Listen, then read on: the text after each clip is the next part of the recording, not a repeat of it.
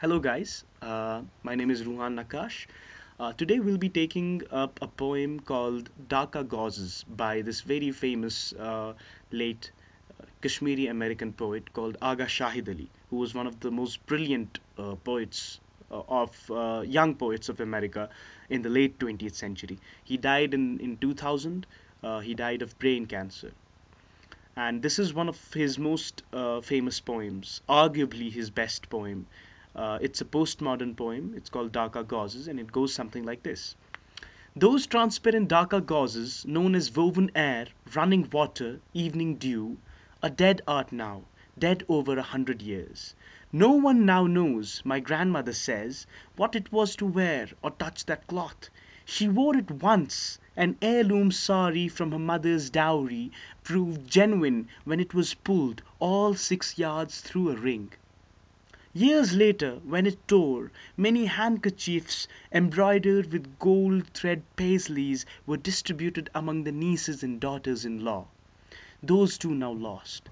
In history we learned the hands of weavers were amputated, the looms of Bengal silenced, and the cotton shipped raw by the British to England. History of little use to her, my grandmother just says how the muslins of today seem so coarse, and that only in autumn, should one wake up at dawn to pray, can one feel that same texture again. One morning, she says, the air was dew starched. She pulled it absently through her ring. This is a very beautiful poem, about nostalgia and lost history, lost time. And Agha Shahid Ali narrates this poem through the point of view of his grandmother, which could be a symbolism for lost history again, for nostalgia again. Okay, so he says those transparent darker gauzes known as woven air, running water, evening dew.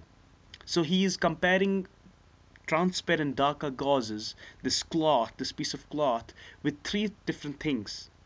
This is the beauty of similes that he's using here.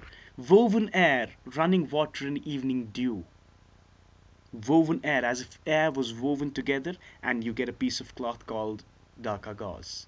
Okay, and then you have running water and evening dew too. It was so transparent, so soft that it was as if air was woven together, and all it was running water or it was evening dew. A dead art now, dead over 100 years. So this proves that Agha Shahid Ali could not have known about Dacca gauzes by himself or even his father, because it has been dead over 100 years now. Okay, so proving that, he goes on and he says, no one now knows, my grandmother says, what it was to wear or touch that cloth. His grandmother tells him about that particular piece of cloth, and she mentions that it's non existent today. No one now knows. Even she knows it scarcely. She wore it once. An heirloom sari from her mother's dowry proved genuine when it was pulled all 6 yards through a ring.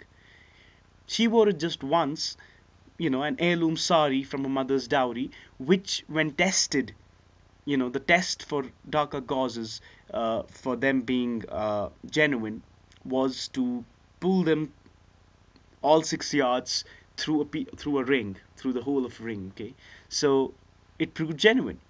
Years later, when it tore, many handkerchiefs embroidered with gold thread paisleys were distributed among the nieces and daughters-in-law. Those two now lost. As simple as that. When it tore, handkerchiefs were made out and distributed among the nieces and daughters-in-law and all the loved ones, and those two are lost now. They're non-existent. I'll tell you the hidden meaning behind these lines eventually. In history, we learned the hands of weavers were amputated, the looms of Bengal silenced, and the cotton shipped raw by the British to England. These are dark lines used by Agha Shahid Ali. We learn in history that the hands of these weavers, who could literally make us feel by just touching that cloth that it was woven air, you know, or morning dew or evening dew or running water. The hands of those weavers were amputated by the British.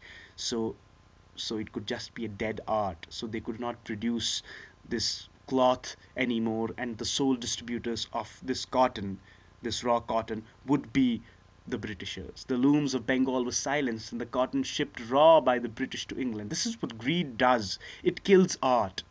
Greed can kill art. It can kill real things. Okay. History of little use to her. My grandmother says how the muslins of today seem so coarse, and that only in autumn, should one wake up at dawn to pray, can one feel the same texture again. Beautiful lines.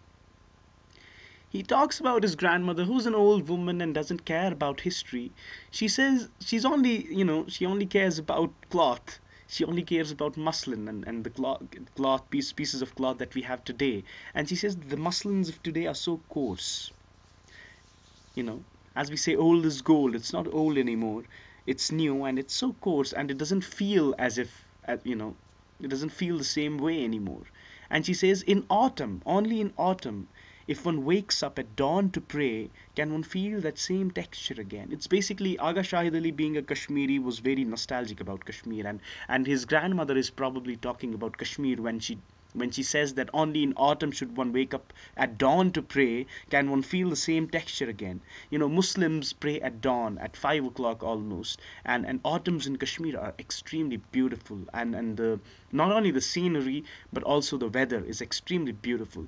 The air in the morning is extremely fresh, and you can literally feel the waves. Okay, so she's probably talking about Kashmiri dawn, Kashmiri dawns. At dawn to pray, can one feel that same texture again? And proving that, one morning she says the air was dew starched. She pulled it absently through her ring. This is again a metaphor. It was as if his grandmother almost thought that the air was dew starched, and it almost felt like a Dacca gauze, and she pulled it absently through her ring. Okay, but what the underlying meaning, according to me, of this particular poem is nostalgia and lost history. We have lost so much because of greed, and real things don't exist anymore. Okay, it's the same with technology. We have lost the essence of relationships, because of technology today. uh, in the earlier days, just one visit of a relative would be enough. One visit in 1 month would be enough. Today we have Skype and we have phones and everything, and people don't visit anymore. They just call.